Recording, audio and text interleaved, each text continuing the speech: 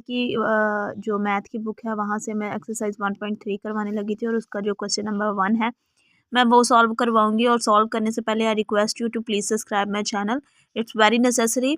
और मुझे ये भी बताया करें कि मैं आपको इंग्लिश में ही मतलब इसी लैंग्वेज के अंदर हिंदी और उर्दू का मिक्सचर पढ़ाऊँ कि आपको इंग्लिश लैंग्वेज में मैं पढ़ाया करूँ। आप मुझे कमेंट सेक्शन में ज़रूर बताइएगा, इंशाल्लाह मैं कोशिश करूँगी आपकी जो आप मुझे टिप्स दोगे उनको फॉलो करूँ। चलें अपने क्वेश्चन को स्टार्ट करते हैं। ये क्वेश्चन बहुत ही ईजी है। उन्होंने हमें कहा है कि जस्ट हमने एक लिमिट फाइंड करके बतानी है। ये क्वेश्चन सबसे ईजी क्वेश्चनों में से एक है, लिमिट फाइंड करने वाला। तो चले हम स्टार्ट करते हैं। क्वेश्चन हमें दिया हुआ है कि लिमिट एक्स अप्रोच टू 3 है और हमने फर्स्ट वाला क्वेश्चन है ये 2x+4 इन्होंने साथ दिया हुआ है।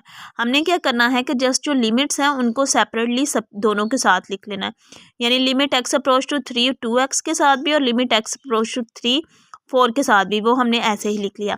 अब जो हमारे पास ऐसे लिखा होगा ना कि 2, तो हमने ये कांस्टेंट जो है इसको स्टार्ट पे ले आना है। यानी 2 को मैंने फर्स्ट लिख लिया, फिर लिमिट एक्स अप्रोच टू 3 और फिर x, ठीक है, ये मैंने सीधा करके लिख लिया। अब मैंने क्या किया कि हमारे पास जो कांस्टेंट होता है ना, हाँ, और उसके साथ कोई भी मतलब कुछ वैल्यू ABC में नहीं लिखी होती, तो हमने लिमिट्स को हटा के जस्ट हमने, क्योंकि x की वैल्यू लगानी है, इसके साथ तो x है ही नहीं, सो हमने इसको इजीली वैसे ही लिख देना है। जितने भी ऐसे कांस्टेंट होंगे हमने उसको उसके साथ ऐसे वैल्यू वैसे ही लिख देनी है उसको, क्योंकि x हमारे पास इसके साथ एग्जिस्ट ही नहीं करता, इसके साथ x एग्जिस्ट करता था, इसलिए हमने इसको स्टार्ट पे लिख दिया और x के साथ हमने लिमिट लगा दी। अब जस्ट हमने जो x है उसके साथ जो जहाँ तक लिमिट हमारी ख़त्म होती है यानी x 3 तक जाता है, हमने जस्ट वहाँ पे ये पूरी वैल्यू को लिमिट x अप्रोच टू 3 को और x को कट करके वहाँ पे जस्ट हमने 3 लगा दी, x की वैल्यू लगा दी।